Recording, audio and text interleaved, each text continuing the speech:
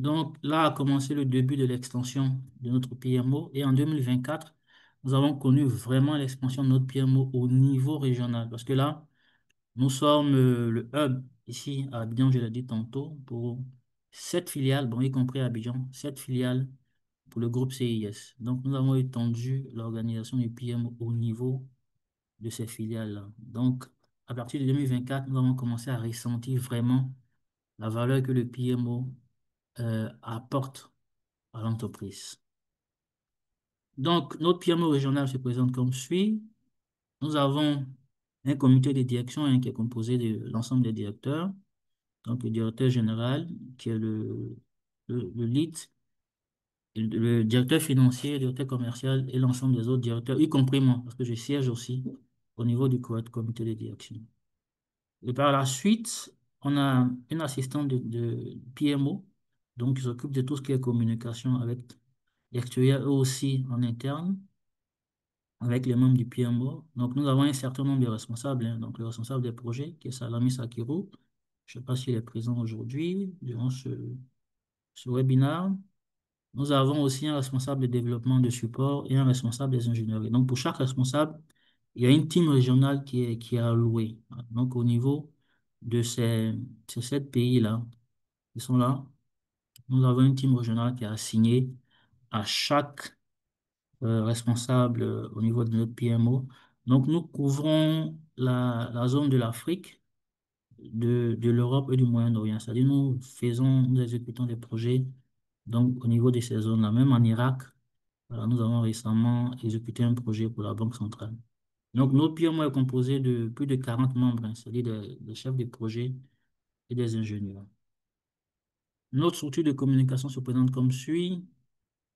Il y a un point mensuel, hein, du comité de direction qui est effectué avant chaque premier du mois, vu que le directeur général étant le top management et siégeant au niveau de ce comité-là. Donc, je veux dire, le positionnement de ce meeting est assez flexible en fonction de sa disponibilité, mais on s'arrange vraiment à le faire avant le premier du mois. Donc, c'est un meeting où le DG nous réitère encore ses encouragements et fixe les objectifs par rapport à ce qu'il attend de nous. Il y a un point hebdo du comité PMO, donc le comité PMO qui est fait chaque vendredi entre 10h et 10h30. Donc, on le fait assez court pour être vraiment, vraiment effectif et produire des résultats assez probants. Voilà, donc, juste 30 minutes. Et le comité PMO est formé de moi-même, le directeur PMO, les différents responsables, c'est-à-dire le responsable projet, le responsable développement et support, le responsable ingénierie et éventuellement l'assistant pour la prise de notes.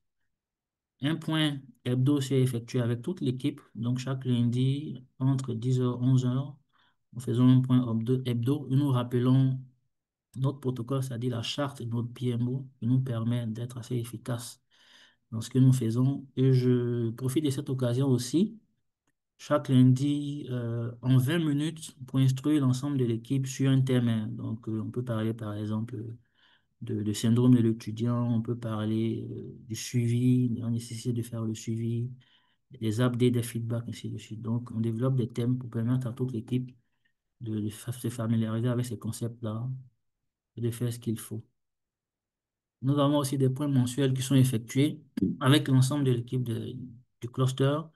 Donc, chaque mardi, premier mardi du mois, entre 9h et 10h, nous faisons le point au journal avec toute l'équipe. Nous avons aussi des formations qui sont organisées, hein, chaque jeudi. Donc, chaque semaine, formation chaque jeudi entre 15h et 16h sur un sujet spécifique aux différents membres de l'équipe. Nous faisons aussi des daily check-up de manière spécifique, hein, pour des projets bloqués. Donc, on se réunit chaque jour et on essaie de voir comment on avance, qu'est-ce qui a été fait comme avancé hier et quels sont encore les points bloquants à résoudre.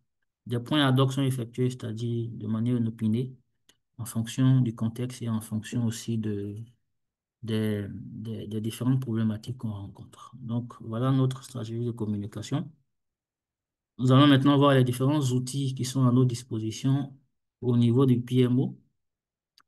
Donc là, comme outil matériel et logiciel, nous avons un data center qui est à notre disposition, donc entièrement centralisé au niveau d'Abidjan, donc qui permet à toutes les équipes régionales régionales de pouvoir se connecter et de pouvoir monter en compétence sur différentes technologies. Nous avons aussi des plateformes cloud dédiées aussi au PMO Azure et Oracle Cloud. En termes de locaux, nous avons un entrepôt. Donc, nous stockons tout ce qui est matériel, équipement, pièces de rechange, ainsi de suite, pour le volet support aussi que nous faisons. Et un hall de collaboration pour permettre à toute l'équipe de pouvoir collaborer, c'est-à-dire le face-to-face communication, donc afin de pouvoir mieux travailler ensemble. Nous avons aussi une cave, donc un bureau spécial qui est dédié cabinet de réflexion pour permettre aux membres de l'équipe de s'isoler aux besoins afin de réfléchir sur un sujet spécifique ou faire une réunion de manière spécifique. Donc ça permet à tout un chacun de pouvoir se retrancher et travailler de manière calmement aux besoins. Il y a aussi des bureaux pour les différentes équipes. En termes d'outils pour la planification et le suivi, nous utilisons évidemment MS Microsoft Planner, qui est couplé à Project et SharePoint, qui nous sert de repository hein, pour l'ensemble des documents de nos projets, et aussi notre euh, knowledge base qui est partagé au niveau régional, voilà, sur le SharePoint.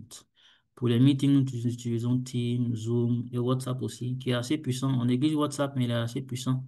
Parce qu'avec WhatsApp, on crée les différents groupes pour les différents projets et aussi pour les différents comités. Et ça nous permet de communiquer très, très rapidement et de manière effective et en temps réel pour suivre et avancer sur les sujets. La méthodologie que nous utilisons, la méthodologie prédictive est dominante, évidemment. Bien sûr, pour certains projets, on utilise l'approche agile et aussi l'approche mixte, hein, voilà. Donc, un peu de prédictive et aussi quelques concepts agiles que nous utilisons, voilà, pour pouvoir avancer, tels que le daily check-up dont j'ai parlé tout à l'heure.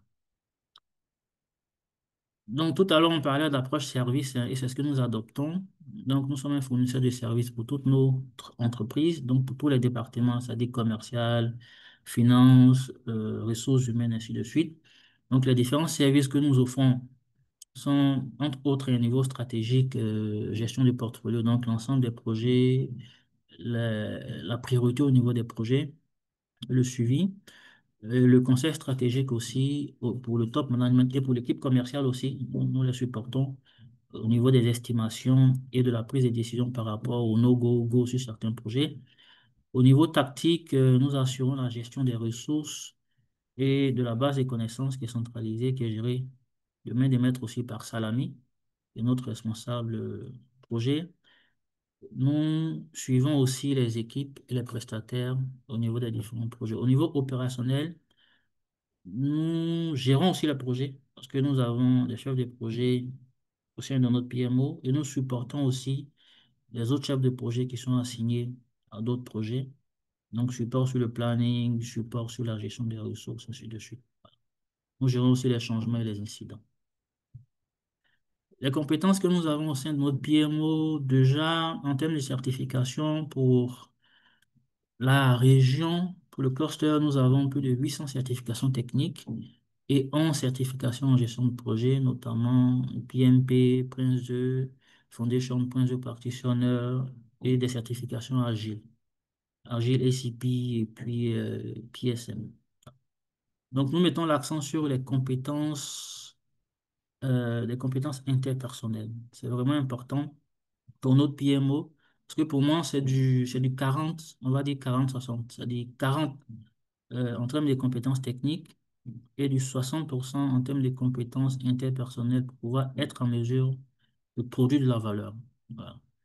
Donc ici, on met beaucoup l'accent sur la compétence liée au focus client. Donc on met d'abord le client en avant, celui qui est au centre, et la priorité, c'est sa satisfaction. Voilà. On mise aussi sur les compétences en termes de communication, donc communication effective au sein du PMO, donc des communications qui précisent, c'est-à-dire tous les mails, les échanges doivent préciser le contexte dans lequel on fait la demande, la durée, c'est-à-dire le délai dans lequel on veut ce qu'on a demandé et aussi l'urgence. Faudrait préciser ça afin de limiter les ping-pong parce qu'aujourd'hui, en termes de communication en entreprise, il y a beaucoup de ping-pong et c'est justement parce que les échanges ne sont pas structurés. Voilà. Fais des demandes sans toutefois préciser le délai. et après on est surpris qu'on n'a pas de réponse à temps. Voilà, donc on met vraiment l'accent sur ces compétences-là. Il y a aussi les compétences en termes de gestion des conflits sur lesquelles nous mettons l'accent parce que nous avons beaucoup de conflits que nous gérons au sein du PMO parce que nous gérons énormément de projets. Pas plus tard qu'hier, je pense que Salami est en train de gérer un conflit avec l'un de nos clients que je ne vais pas citer ici. Donc, le client se plaignait de l'estimation faite parce que le client avait fait sa propre estimation pour une mission qui devait se dérouler sur 7 villes de l'intérieur du pays.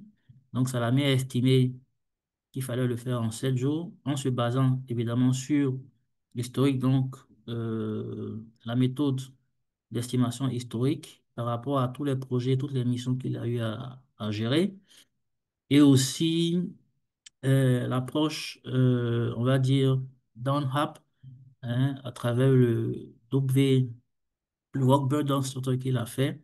Donc, il a estimé les différents lots de travaux en termes de durée et par la suite l'ensemble des éléments, on va dire, des connexions à faire au niveau des différents sites. Donc, pour l'ensemble des sites, je pense qu'il a estimé à 5 jours. Le client avait estimé à 2 jours. Donc, ça crée un certain malentendu. Mais heureusement qu'on a pu gérer comme d'habitude à travers une réunion et les choses sont rentrées dans l'ordre hier. Donc voilà un peu les compétences que nous avons au sein de notre PMO.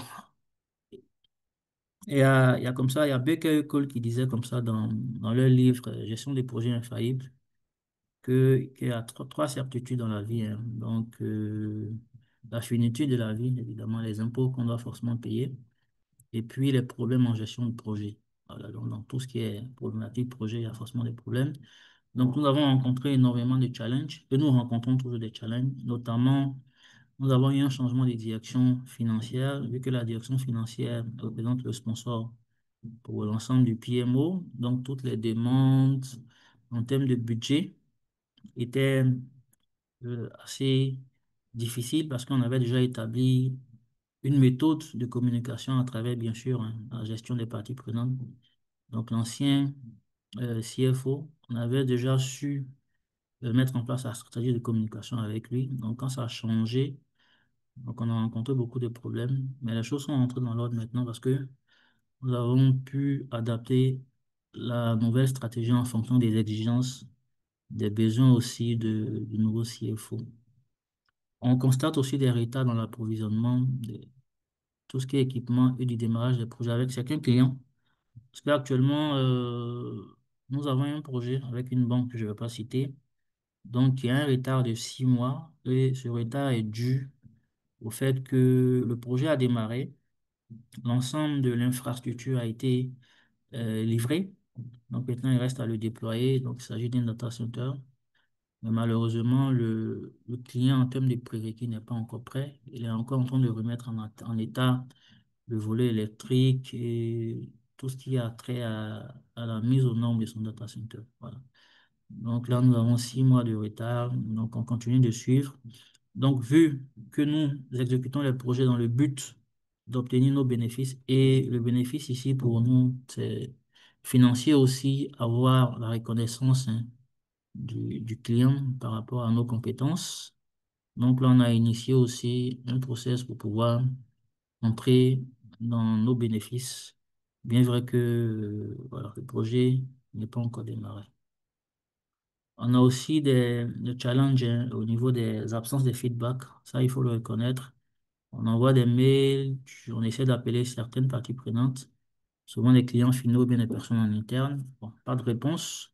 Même quand le mail, même quand la communication est structurée, très souvent. Donc, c'est un problème qu'on essaie de gérer en allant soit voir l'interlocuteur en question physiquement, quitte à se déplacer, aller au plateau ou bien une destination X pour le rencontrer. Dans le cas contraire, on essaie d'escalader au niveau supérieur en fait pour avoir gain de cause, quoi. Voilà. Certains conflits, hein, que nous gérons aussi. Je parlais tout à l'heure du petit conflit, du petit désaccord qu'on a eu avec l'un de nos clients par rapport à l'estimation. Donc, nous allons passer maintenant à la valeur, hein, que nous obtenons à travers ce PMO que nous avons mis en place là. Donc, déjà, on va parler rapidement. de nos facteurs de succès, hein, les facteurs clés. Donc, en termes de facteurs clés de succès pour nous, dans notre PMO, déjà, il y a l'expertise avérée des membres du PMO. Donc, pour la plupart, c'est environ 15 ans d'expérience. Donc, au niveau des responsables, dans le domaine, déjà de la gestion de projet dans le domaine technique. Voilà. Et tout à l'heure, on a parlé des 800 certifications techniques et 11 certifications en gestion de projet que nous avons. Nous adoptons aussi un mindset très agile, flexible, qui s'adapte vraiment à tout défi, à tout changement, voilà, à tout challenge. Et cela représente une force et un bon facteur de succès pour nous parce que nous mettons le client au centre et nous mettons aussi l'accent sur la collaboration euh, saine et effective avec toutes les parties prenantes. Nous avons aussi une couverture géographique, hein, qui est importante et qui permet de mutualiser les compétences au niveau des différentes régions, des différents pays, en fonction de la culture de chacun. Donc, pour la petite histoire, c'est durant une mission au Niger que je me suis rendu compte que les approches de, au niveau du travail étaient assez différentes. Parce qu'au Niger, par exemple, on ne badine pas avec la pause. Donc, entre midi et deux, il y a d'abord la prière, ce qui est normal. Et par la suite, dans les bureaux, généralement, c'est un shutdown complet. Donc, voilà, toutes les lumières sont éteintes. Et très souvent, on fait la petite sieste, ce qui est normal aussi, pour pouvoir reposer le cerveau. Donc, moi, au début, ça me choquait, voilà, je l'avoue. Parce qu'ici, généralement, bon, on s'arrange à prendre une petite pause entre midi et deux. Et rapidement, on reprend les activités. Donc, ça m'a permis aussi de comprendre comment les autres travaillent. Et je me suis appuyé là-dessus pour pouvoir remettre en marche le projet que je gérais dans ce temps-là avec eux.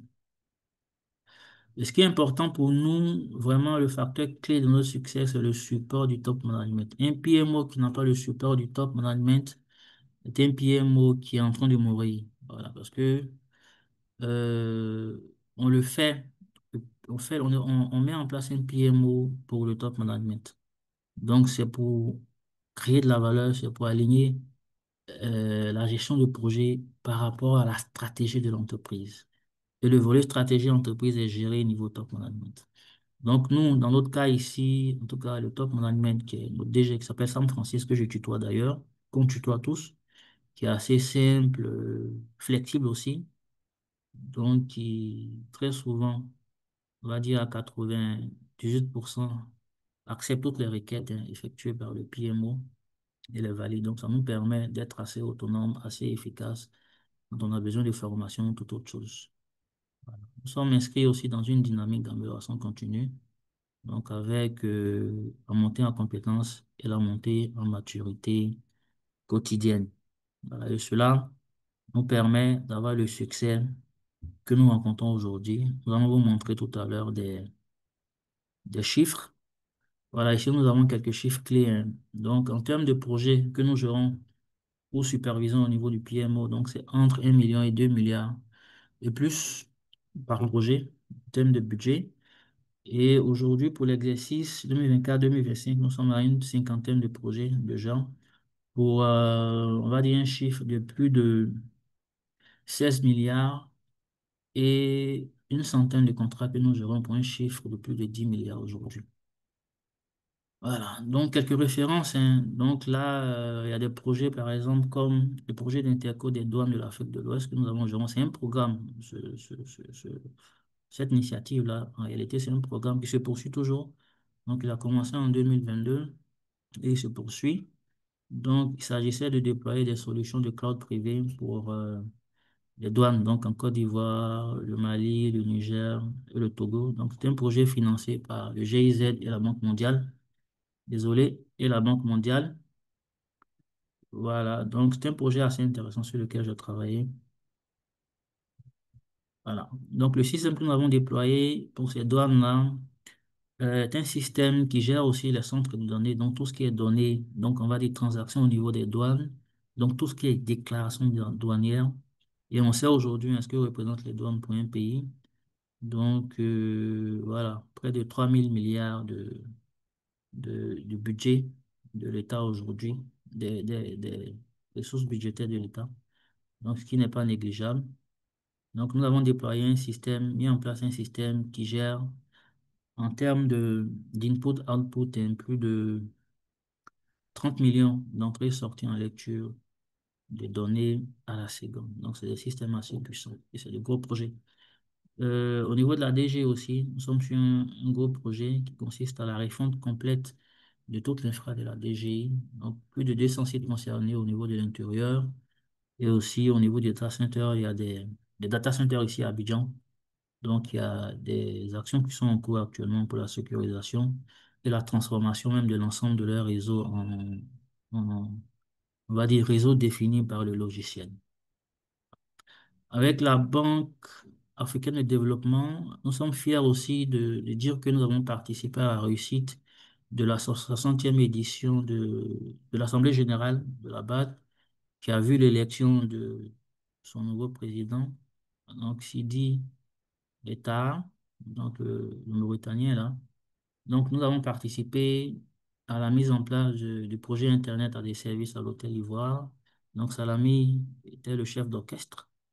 Donc, il s'agissait de mettre en place des liaisons Internet par VSAT et par liaison spécialisée, de déployer plus de 230 points d'accès au niveau de tout le territoire pour pouvoir assurer la couverture Internet de toutes les délégations qui sont venues et gérer toutes les communications aussi durant l'événement. Donc, ça a été réussi. Hier, j'y étais et j'ai pu avoir le feedback qui était assez intéressant sur l'implication de l'équipe, notamment Salami, et les différents prestataires que nous avons contractés pour travailler, notamment Awale, Tulsat et puis Airtel, qui étaient gérés par Salami. Donc l'ensemble du travail de ces prestataires était géré par Salami. Il y a aussi des solutions de cloud privé que nous avons déployées pour la CDAO. Donc j'ai un bureau technique au Togo. Donc c'est un projet assez important aussi. Donc nous participons à notre niveau, donc à faire avancer les choses au niveau national, mais aussi au niveau régional. Donc, en termes de bénéfices perçus, il faut noter que toute cette structuration-là a donné des fruits, évidemment. L'objectif qui était d'augmentation de 20% du revenu initialement, qui a été fixé lors de la réception du mandat par le top management a été dépassé. Donc là, nous sommes à plus de 30% d'augmentation du chiffre des services. Et nous essayons encore d'aller encore de l'avant, hein. Nous avons constaté aussi une amélioration de la satisfaction des différents clients à travers la réduction du cycle de vie, c'est-à-dire la durée et les budgets sur les différents projets. Voilà. Le top management aujourd'hui reçoit une très bonne visibilité. La collaboration entre les équipes est très améliorée. Toute l'équipe collabore de manière saine, se parle, il n'y a pas de tension, tout le monde est satisfait. Il y a aussi le turnover qui a été réduit. Donc, le pourcentage de turnover était quand même un peu élevé, c'est-à-dire la démission des ressources. Donc, aujourd'hui, à travers l'impact qu'a le PMO au niveau de l'entreprise, nous sommes à moins d'1% aujourd'hui hein, par année. Donc, de turnover au niveau des équipes. Parce que le staff est beaucoup plus content, les gens travaillent beaucoup plus avec enthousiasme. Nous avons aussi pu mettre en place une base de connaissances assez fiable, qui est gérée aussi par Salami. Donc, une base de connaissances régionales où l'ensemble des membres des différentes équipes au niveau des régions peuvent collaborer. Donc, les équipes du Togo, du Sénégal, du Niger, du Mali, de la Guinée-Conakry, de la Guinée-Bissau, ainsi de suite. Donc, tout le monde y dépose des procédures après avoir exécuté un projet. Les chefs de projet aussi ont des retours d'expérience qui déposent. Voilà, donc tout ce qui est le partage des connaissances est assez effectif. Donc, ça permet à toute l'équipe d'être assez outillée et de travailler assez rapidement. Nos templates aussi sont centralisés au sein de ce repository-là que sur notre SharePoint. Évidemment, après tout ce travail, hein, nous avons reçu des reconnaissances, des prix. Il faut bien le dire, même si on essaie d'être assez humble. Donc, nous avons reçu le prix au niveau du PMID le prix du meilleur projet IT et télécom. Donc, il s'agissait ici du projet de Kylian. Déjà sur la photo, je pense que vous voyez très bien. Moi, je suis au milieu avec le prix en main. Il y a Salami Sakiro qui est de petite taille ici, euh, qui se trouve à gauche. Et il y a Kylian, donc le plus grand, qui est de l'autre côté. Donc, Kylian est celui qui a géré le projet, qui a remporté le prix. Donc, c'est son prix, hein, en vérité. Voilà, donc il s'agissait d'un projet d'interconnexion avec la CI qu'il a géré de main de maître. Et les critères étaient basés sur la structuration de son projet. Donc, son projet était assez structuré, ce qui lui a valu ce prix-là. Donc, Salami et moi avons servi des coachs. Voilà. Parce que Kylian, il a rejoint l'équipe, on va dire, ça va faire peut-être environ 3 ans maintenant. Donc, il a rejoint l'équipe en tant que stagiaire projet. Aujourd'hui, il est confirmé chef de projet et certifié PMP. Donc, toutes les personnes sur la photo là sont certifiées PMP et Agile. Voilà. On a aussi reçu une reconnaissance du PMO Global pour notre impact dans le secteur de la gestion des programmes à travers la structuration de notre PMO. Donc, c'est ce qu'on voit ici, donc le PMO Global qui reconnaît notre impact dans le domaine. En termes de recommandations pour la mise en place d'un bon PMO à succès, pour pouvoir remporter, avoir créé de la valeur, on va dire ça, aux différentes parties prenantes, hein, donc les clients, sinon les customers d'un PMO, ce sont les différents départements. Donc, ce sont eux qui demandent du service. Le PMO se charge de leur offrir les différents services. Voilà. Donc, en termes de recommandations, il faut adopter une approche vraiment de fournisseur de services. Donc, ça, c'est vraiment, vraiment important. C'est-à-dire, laisser tomber l'ancienne approche qui consiste à mettre en place que des templates, à imposer une manière de voir les choses, une manière de travailler, à être l'élément de contrôle des chefs de projet, à suivre à la lettre tout le travail. Souvent, on allait mettre les bâtons dans les roues, hein, ça, on le voit aussi très souvent. Donc, il faudra laisser cette approche-là et entrer dans une dynamique beaucoup plus agile, flexible, voilà, où on se constitue en fournisseur de services avec des services bien définis et qui peuvent évoluer en fonction des différents changements, en fonction du contexte, en fonction même de l'évolution de l'entreprise. Donc, c'est très, très important d'adopter cette approche-là. Il faut mettre aussi l'accent sur la formation des membres du PMO. C'est important la formation. Et tout à l'heure, j'ai dit qu'on avait le soutien de notre top management. Donc, on fait beaucoup de formations, beaucoup de certifications et on a le budget entièrement à disposition pour le faire. Et c'est ce qui fait que l'équipe est assez compétente.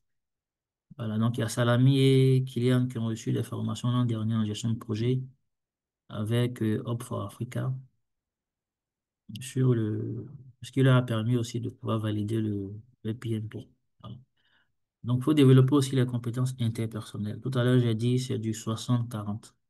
Voilà. On peut être bon techniquement, mais si on ne donne pas de visibilité sur tout ce qu'on fait en termes de communication, en termes de mise en valeur du travail, je pense que ce qu'on fera ne sera pas mis en valeur. Voilà. Donc, il y a aussi la visibilité, le time boxing qu'il faut utiliser. En termes de communication, ce qui est important dans un PMO et durant un projet, c'est la communication.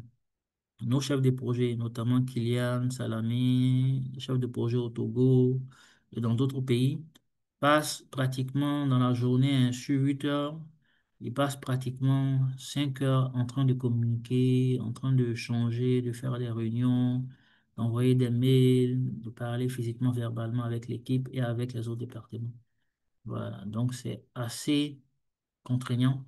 Donc, il faut être très bon en termes de communication et donner de la visibilité et surtout utiliser les time boxing. C'est-à-dire, quand tu fais une demande, il faut toujours préciser le délai. Voilà, parce que c'est le délai qui représente ici, le temps représente une boussole pour le chef de projet. Donc, un projet qui n'est pas géré selon un délai, donc c'est comme naviguer en réalité dans le vide, quoi. Voilà. on navigue, on ne sait pas où on s'en va, on n'a pas de boussole. Donc le délai, la gestion du délai est très très important. Il faut aussi formaliser les échanges, c'est très important. C'est vrai, les discussions dans les couloirs, important pour pouvoir avancer sur des aspects. Les échanges à la cafette, c'est important, très très important même.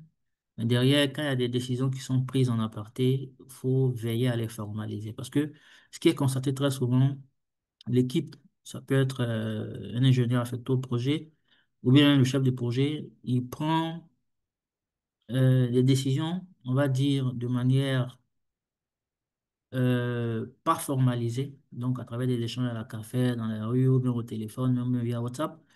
Et les décisions impactent très souvent le projet. C'est des décisions peut-être qui impactent le délai, parce que le client n'est peut-être pas disponible pour travailler durant les jours à venir. Et tout ça, c'est pas formalisé. Donc après, ce délai-là, comment est-ce que on l'inscrit en termes d'exception si jamais ça impacte le délai global du projet? Voilà. Donc quand c'est formalisé, on s'appuie là-dessus pour pouvoir justifier, bien sûr, ce délai-là, justifier pourquoi est-ce que nous n'avons pas pu progresser dans le projet, ce qui nous permet de pouvoir gérer tous les aspects juridiques, parce que dans un projet, n'oublions pas qu'il y a des aspects juridiques qui sont associés, parce qu'il y a un scope qui est bien défini, il y a des contrats qui sont signés en bonne et due forme. Donc, il faut veiller à respecter les délais, le scope et la qualité. C'est très, très important. Il faut être assez simple. Donc, miser sur la simplicité et procéder par élaboration progressive. Comment? Au niveau de son PMO, on peut commencer tout doucement, c'est-à-dire on a un PMO à mettre en place. On peut commencer par deux ou trois services. On n'a pas forcément besoin d'avoir des services stratégiques ou même des services tactiques. Non, on peut juste avoir des services niveau opérationnel, juste support au chef de projet ou bien même gestion de projet. Et par la suite, en fonction de l'évolution, en fonction des demandes, en fonction des feedbacks, c'est très important des différentes parties prenantes, on peut étendre son PMO de manière progressive, ajouter de nouveaux services petit à petit, pouvoir avancer afin de pouvoir consolider, avoir un PMO très bien établi, très bien structuré. Donc, très important de travailler simplement de manière progressive. Il faut aussi éviter les copier-coller des modèles. Déjà, moi, à mon niveau, je n'utilise pas trop les modèles. Parce que très souvent, les modèles ne sont pas utilisés à bon escient. Voilà. Donc, c'est d'abord l'esprit qui gouverne le physique. Donc, c'est pas le template qui va te permettre de comprendre le concept. Non. Tu comprends d'abord le concept et le template t'aide à pouvoir aller plus rapidement. Mais très souvent, qu'est-ce qu'on fait? On veut faire un plan de projet. On va chercher sur Internet un ensemble de templates qui parlent de plein de projets. Il y a plein de choses là-dedans qui ne sont pas forcément adaptées à notre situation. On les prend. On veut forcément remplir toutes les cases, sans toutefois tenir compte de la spécificité de notre projet. Donc, très souvent, ça nous amène à faire des choses. On a des plans, des documents qui sont là, mais en réalité, on ne sait pas où on va dans notre projet. C'est-à-dire, bon, on a des documents, on avance comme ça, on essaie de les suivre, mais on ne comprend pas réellement. Et ça, c'est très dangereux. Le chef de projet, on dit chef parce qu'il est autonome. Ses plans, c'est lui qui les fait, il en est maître.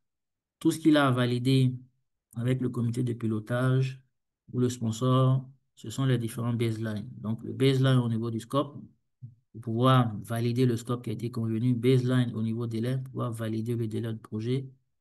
Donc, c'est essentiellement ces deux baselines-là, hein, essentiellement, hein, bien sûr, que le chef de projet valide. À part ça, il est autonome sur le reste. Le plan de gestion de ses ressources, c'est à son niveau. Gestion des parties prenantes de la stratégie, c'est à son niveau. Il est autonome là-dessus. Donc, c'est son plan qu'il met en place et au cours de l'exécution du projet, il exécute son plan là pour pouvoir livrer des livrables, des résultats de qualité. Donc, c'est très, très important de ne pas suivre des modèles, voilà, faire des copier-coller. Et il faut surtout s'inscrire dans une dynamique d'amélioration continue. Ça, c'est capital. Capital parce que on ne peut progresser qu'en faisant chaque jour de petits pas. On dit un long périple commence toujours par un petit pas. Voilà. Et ma citation favorite, c'est de Confucius. Il dit comme ça, qui n'avance pas chaque jour recule chaque jour. Donc, si vous ne faites pas de petits pas pour vous améliorer tous les jours au niveau de votre PMO, au niveau même de vos compétences, au niveau de vos qualités, donc vous allez forcément régresser et cela va faire que votre PMO va échouer. Donc, c'est vraiment inéluctable et c'est vraiment important de s'inscrire dans cette dynamique-là pour pouvoir réussir son PMO. Et je vais vous laisser sur cette citation de Americo Pinto, qui est le fondateur du PMO Global, qui dit comme ça que la valeur d'un PMO n'est pas une destination, mais un voyage continu. J'insiste sur le mot continu et d'évolution et de transformation. Donc, je vous remercie, en tout cas, merci d'avoir été attentif à cette présentation. J'espère que nous avons pu créer de la valeur à votre niveau et je vais rétrocéder la parole à Destin pour la suite. Merci beaucoup. Merci, merci infiniment, Fabrice. Je veux bien t'ovationner pour cette très belle présentation. Si on était en plénière, j'aurais fait un standing ovation, demander à tout le monde de se lever pour encore t'acclamer, acclamer la clarté, surtout de tes propos, mais aussi de ce que tu viens de nous montrer. Nous avons compris à travers l'organisation du PMO, nous avons vu que le PMO est très bien structuré, le PMO de ton entreprise, parce qu'il s'agit bien de cela, le CIS, voilà, qui était très bien structuré. Donc, on a vu les instances de gouvernance qui sont en place. Tu nous as partagé la différence entre le PMO traditionnel et le PMO, on va dire, axé sur les valeurs. Et vous avez switché d'un PMO traditionnel vers un PMO axé sur la valeur. Lors de ton intervention, Fabrice, tu as beaucoup insisté sur les moyens qui étaient mis à disposition pour pouvoir assurer une formation continue des personnes même qui animent ce PMO-là. En tout cas, bravo, bravo, bravo pour cette très belle organisation. Je suis certain qu'au sortir de ce webinaire, peut-être plusieurs entreprises se contacteront pour voir si CIS peut les assister dans la mise en place d'un PMO moderne, un PMO qui répond aux exigences du moment. Je voudrais, avec votre permission, passer aux questions-réponses. Donc, il y a l'option Q&A qui est sur notre écran qui permet de recueillir certaines questions. Et la première question qui disait, est-ce qu'il s'agit là d'un retour d'expérience du PMI ou Côte d'Ivoire, chapitre Côte d'Ivoire ou de votre entreprise? Et cela, on a bien répondu qu'il s'agit du retour d'expérience de votre entreprise de CIS. Une question anonyme disait quel référentiel vous utilisez pour pouvoir, on va dire, gérer le PMOS du du PMI, peut-être un référentiel du PMI ou du PRIS2. D'accord, donc je réponds en même temps, hein, c'est ça? Oui, oui, oui, oui.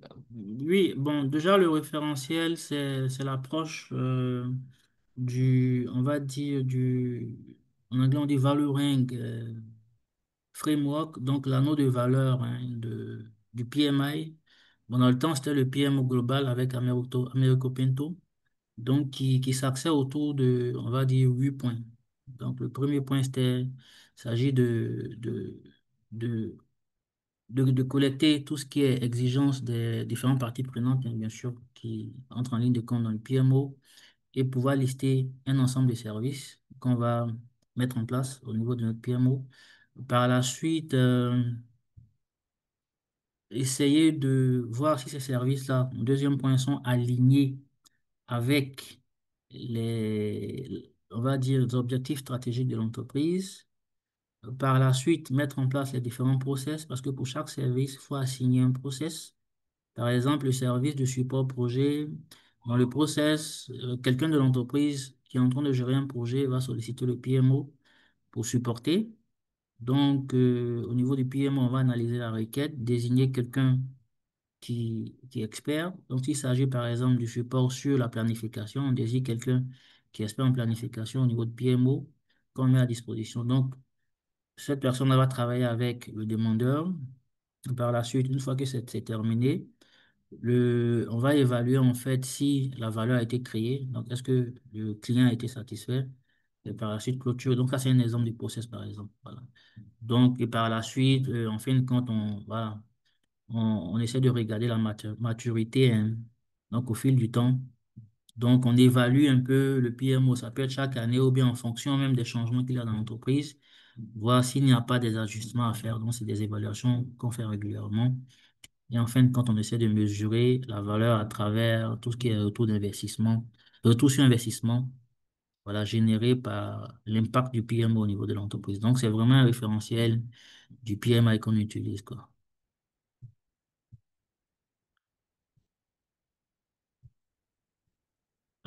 Destin, on ne t'entend plus. Je ne sais pas si c'est à mon niveau. Désolé, j'étais en mute. Ah. Une question anonyme est la suivante. Est-ce que vous avez une cartographie des parties prenantes?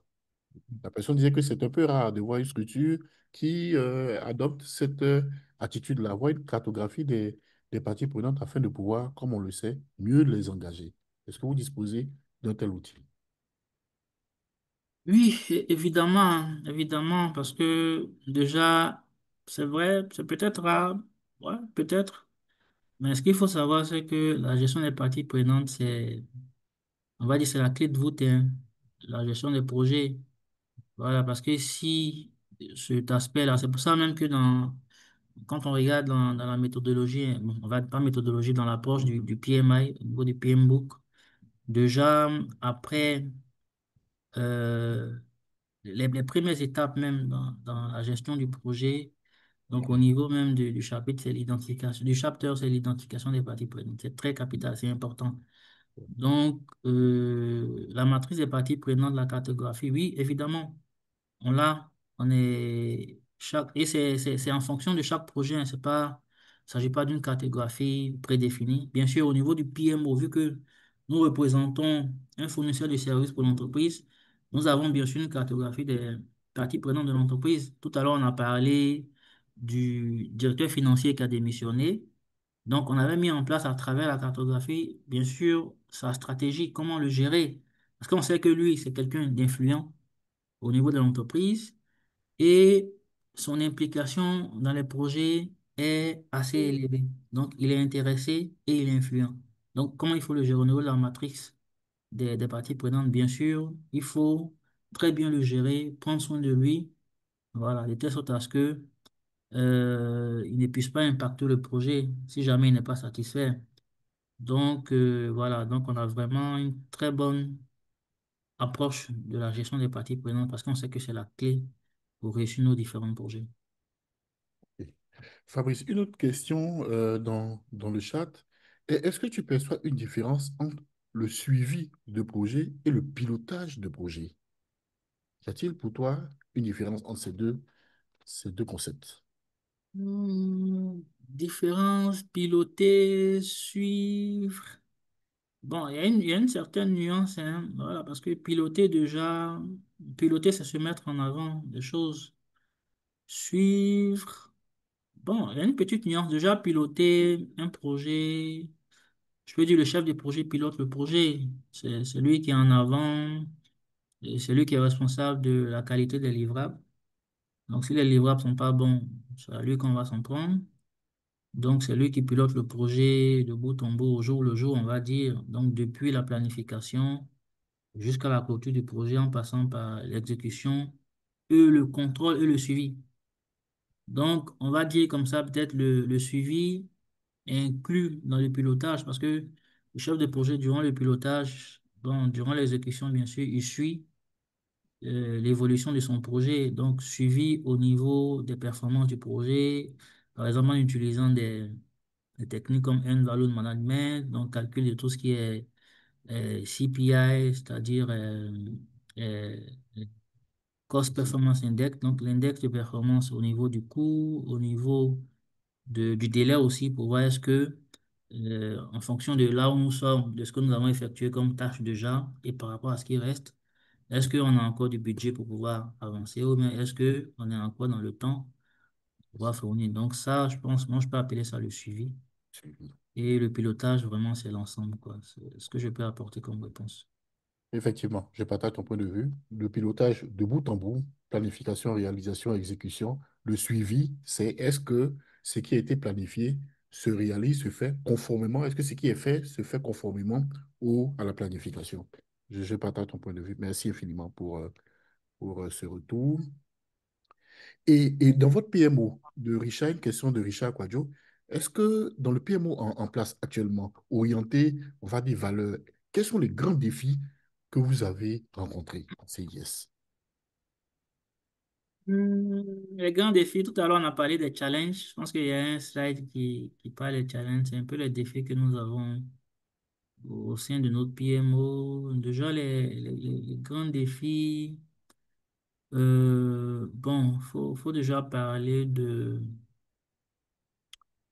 du niveau des compétences. On a déjà un très très bon niveau des compétences avec l'équipe et on essaie de progresser vraiment chaque jour, chaque jour. Et on a aussi le support du top management pour pouvoir avancer. Mais bon, il y a encore certains aspects, bien sûr, hein, faut être réaliste à revoir. Parce qu'aujourd'hui, pour certains projets, parce que une entreprise ne peut pas couvrir tous les aspects techniques par rapport à ce qu'elle fait. Donc, il y a encore certains aspects, parce que nous, au sein de l'entreprise, nous faisons plus de 15 technologies. Donc, on ne peut pas avoir déjà de spécialistes, hein, bien sûr, pour chacune de ces technologies-là.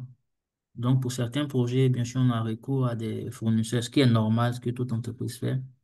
Déjà, moi, mon objectif, c'est d'ici à moyen terme, évidemment, être en même d'avoir une équipe vraiment étoffée, déjà qui peut couvrir, en plus de ce qu'on fait déjà, où on est très bon, vraiment d'autres technologies, d'autres aspects, voilà, pour pouvoir avoir recours de moins en moins à d'autres prestataires. Tout à l'heure, je parlais du projet de la BAC. Nous, notre cœur de métier, c'est pas, on va dire, la fourniture d'accès à Internet, par exemple. On n'installe pas les VSAT, par exemple. Le volet câblage pour tout ce qui est réseau, c'est pas notre cœur de métier. Nous, on est beaucoup plus axé sur le volet interco, sécurité, cloud, tout ça. Voilà. Donc, c'est vraiment des chantiers que je suis en train de travailler avec l'équipe, aussi avec le top management, et voir déjà comment recruter de nouvelles personnes, voilà, dans ce domaine-là pour pouvoir élargir en fait notre portefeuille de services qu'on peut apporter aux différents clients. Donc, voilà un challenge voilà, qu'on a sur lequel nous travaillons actuellement. D'accord. Monsieur Adèle Ilou demande est-ce que vous travaillez à l'introduction de l'IA donc, au niveau de votre PMO? Donc, est-ce qu'il y a cette problématique-là? Est-ce que vous utilisez l'IA pour pouvoir performer on va dire, dans vos activités? Bien sûr, hein, l'IA est au cœur de toutes choses, hein. Quand tu prends même le standard du PMO, le standard qui a été mis en place et disponible sur le site du PMI et PMO, déjà dans les compétences même, au niveau des différents services là, il y a des différents niveaux, niveau 1, niveau 2, niveau 3. Dans le niveau 5 là, on parle même beaucoup de l'utilisation de l'IA. Donc, le spécialiste qui est vraiment top top, c'est quelqu'un qui sait utiliser l'IA pour pouvoir apporter de la valeur au sein de l'entreprise à travers son PMI. Voilà. Et même pour préparer cette présentation-là, j'ai eu recours au PMI Infinity. Donc, j'exhorte déjà même tout le monde à pouvoir s'inscrire au niveau du PMI. Donc, c'est juste $139 qu'on paye et cela te donne accès au PMI Infinity, qui est l'outil d'intelligence artificielle du PMI. Il y a une nouvelle version qui est sortie récemment, assez puissante.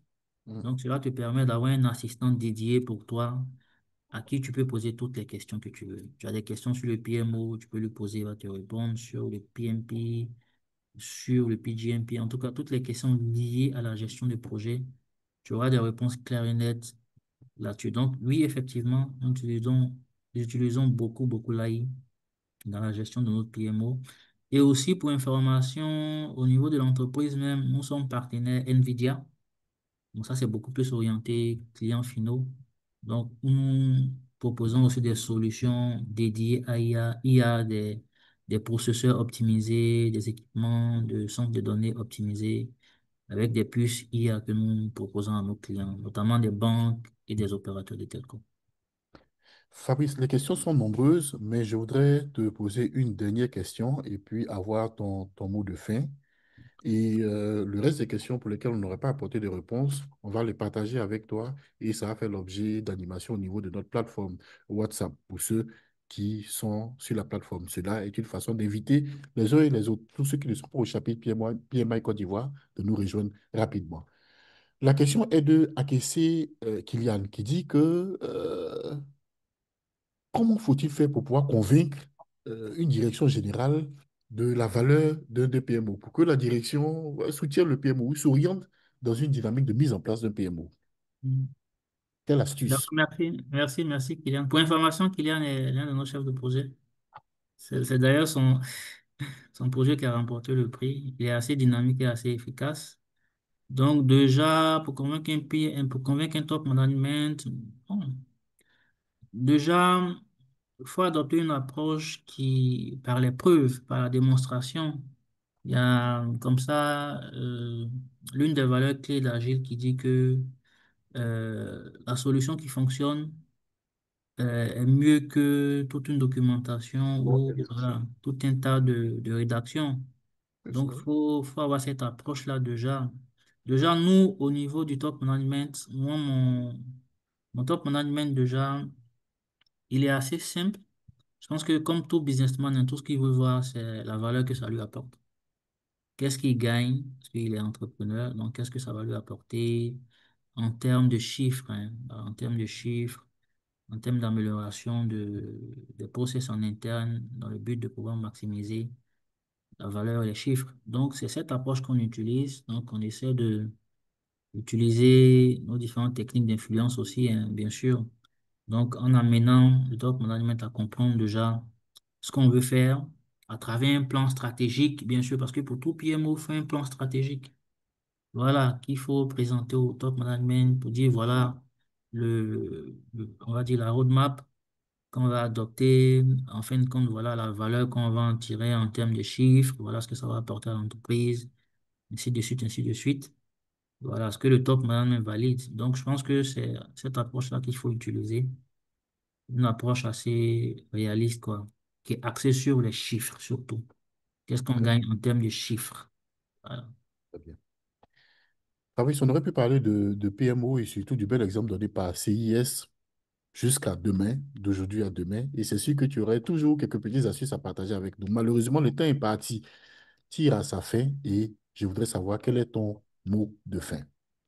Merci Destin. Malheureusement, hein, on n'a pas eu assez de temps. Je pense que en 1h30, ce serait vraiment intéressant. Je suppose que ça serait un retour d'expérience pour nous aussi, pour les prochains webinaires. Donc, ça dit merci à tout le monde. Nous sommes combien? Je pense que nous sommes assez nombreux. C'est férié aujourd'hui, donc je pense que chacun a fait un effort pour pouvoir se connecter. Donc, merci à tout le monde d'avoir répondu présent. J'espère que tout ce qui a été expliqué et démontré aujourd'hui par rapport à notre PMO va encourager tout un chacun parce que l'objectif au sein du PMI, à travers le PMI Côte d'Ivoire, c'est de vulgariser euh, tout ce qui est gestion de projet. Donc, et c'est même pour ça que les webinaires sont organisés.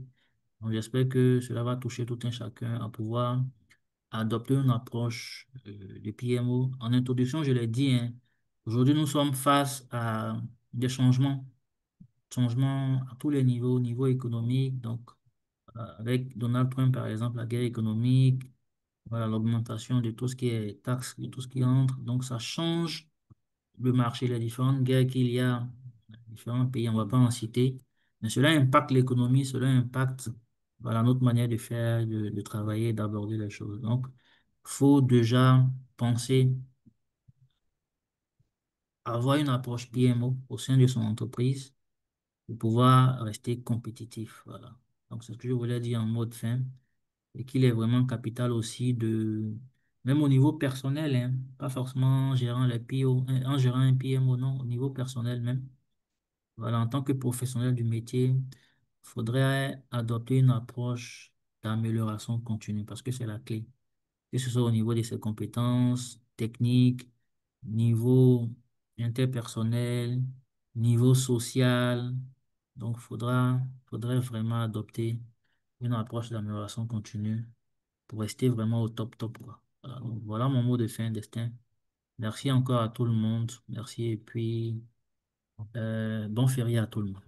Ok. Merci. Merci infiniment, Fabrice, pour ce retour d'expérience. Nous rappelons que Fabrice nous a entretenu tout le long de cette soirée sur la structuration du PMO et après le cas de son entreprise, entreprise qui réalise des chiffres d'affaires très importants grâce à la très belle structuration du PMO qui est mise en place. Avant de partir, de nous laisser, je voudrais donner quelques annonces. Comme vous savez, le PMI Côte d'Ivoire est un chapitre qui est engagé, qui est très dynamique et plusieurs activités sont déroulées au niveau de ce chapitre. J'ai partagé avec vous dans le chat, vous voyez, un lien pour pouvoir vous inscrire. Il y a une initiative qui est lancée récemment, une étude, un groupe d'études pour pouvoir expliquer, on va dire, les thématiques qu'on retrouve dans la gestion des programmes. Voilà, avec le PGMP qui s'appuie sur le Standard for Program Management qui a sa version 5. Nous vous invitons vivement à vous inscrire. Vous êtes senior project manager, vous êtes programme manager confirmé depuis longtemps. Venez partager votre expérience, venez toujours apprendre, échanger avec vos pairs et ça participe à la consolidation de nos compétences et de nos connaissances. C'est pratiquement la seule information que j'ai pour vous. La régie, est-ce qu'il est possible de permettre l'ouverture de nos caméras pour pouvoir faire une prise de vue, la photo d'ensemble? Est-ce que c'est possible? Voilà. Sinon, je vous demande d'essayer, chers invités sur le panel, essayez d'ouvrir vos caméras pour qu'on puisse prendre la photo d'ensemble, la photo de fin.